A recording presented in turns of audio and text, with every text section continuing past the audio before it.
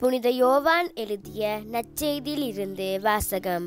அதிகாரம் 15, வசனங்கள் 1 தொடக்கம் 8 வரை. உண்மையான திராட்சை செடி நானே, என் தந்தையே அதை நட்டு வளர்ப்பவர். என்னிடமுள்ள கனி கொடாத கொடிகள் அனைத்தையும் அவர் தரித்து விடுவார். கனித்தரும் அனைத்து கொடிகளையும் மிகுந்த கனித்தருமாறு கழித்து விடுவார்.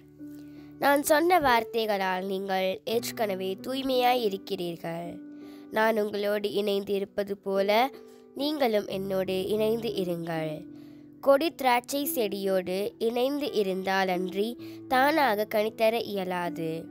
அதுபோல நீங்களும் என்னோடு இணைந்திருந்தாலன்றி கனித்தர இயலாது. நானே திராட்சை செடி, நீங்கள் அதன் கொடிகள். ஒருவர் என்னுடனும் நான் அவருடனும் இணைந்திருந்தால் அவர் மிகுந்த கனி தருவார். என்னை விட்டு பிரிந்து உங்களால் எதுவும் செய்ய இயலாது.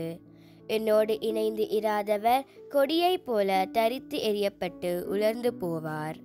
அக்கொடிகள் கூட்டிச் சேர்க்கப்பட்டு நெருப்பிலிட்டு எரிக்கப்படும்.